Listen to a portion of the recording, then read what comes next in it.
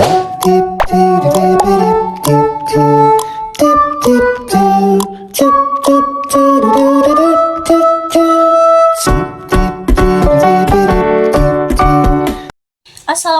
warahmatullahi wabarakatuh.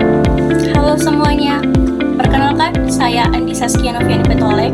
Saya merupakan salah satu mahasiswa dari Universitas Negeri Makassar, tepatnya pada Fakultas Bahasa dan Sastra, Prodi Pendidikan Bahasa dan Sastra Indonesia.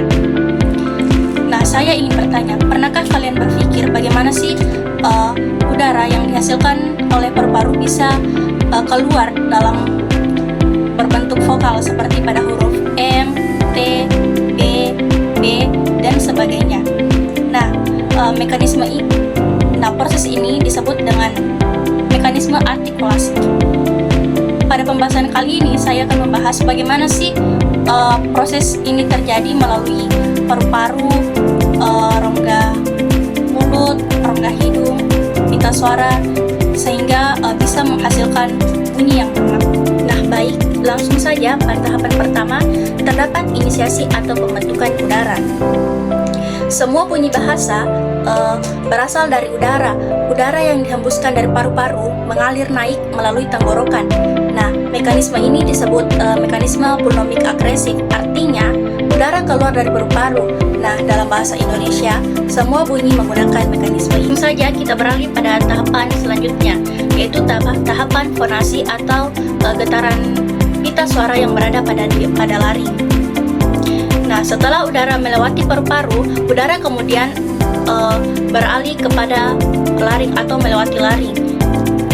Pada tahapan ini terdapat dua tahapan. Yang pertama, pita suara bergetar, dan yang kedua, pita suara tidak bergetar. Nah, pada pita suara bergetar, contohnya saja pada saat kita mengucapkan vokal B, D, dan G.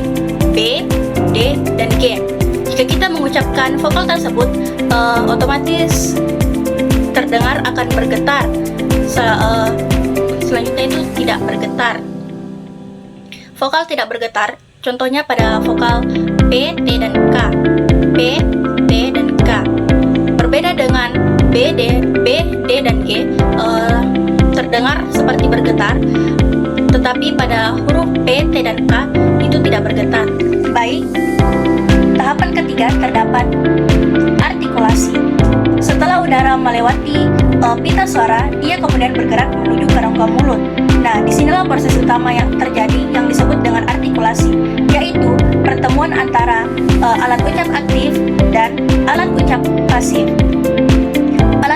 Alat ucap aktif itu dapat bergerak seperti pada bibir bawah, lidah, dan langit-langit lunak. Sedangkan alat ucap pasif itu tidak dapat bergerak seperti pada gusi, gigi atas, dan langit-langit keras. Contoh yang terjadi pada bahasa Indonesia. Yang pertama, terdapat pada huruf P dan B. Huruf P dan B dihasilkan oleh pertemuan oleh dua bibir atau bisa kita sebut dengan bilabial. P dan B. P dan B.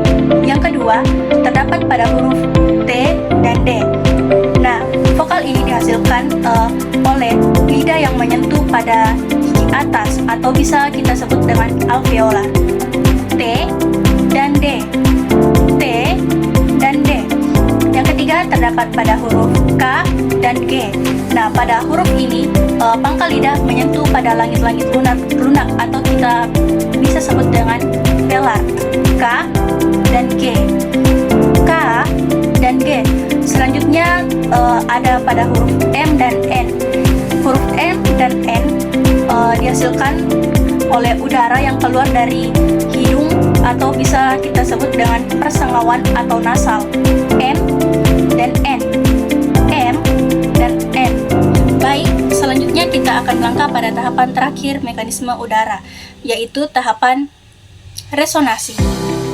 Tahapan ini terjadi karena adanya penguatan bunyi yang terjadi pada rongga hidung ataupun rongga mulut. Nah, misalnya saja pada vokal M dan N. Vokal ini terdengar sengau dikarenakan ada udara beresonasi ke dalam rongga hidung. Sedangkan pada huruf B dan T hanya beresonansi ke dalam rongga mulut saja. Nah, itulah tadi hasil pemaparan mengenai mekanisme artikulasi. Dari pemaparan tersebut dapat kita simpulkan bahwa mekanisme artikulasi itu melalui 4 tahap penting, yaitu yang pertama ada inisiasi, fonasi, artikulasi, dan resonisasi. Nah, tahapan itu membuktikan kepada kita bahwa berbicara bukan hanya mengenai soal tindakan, tetapi bagaimana sistem organ tubuh kita dapat bekerja sebagaimana mestinya untuk menghasilkan bunyi bahasa yang baik dan benar. Sekian dari saya, kurang dan lebihnya mohon dimaafkan. Wabillahi taufiq wal hidayah. Wassalamualaikum warahmatullahi wabarakatuh.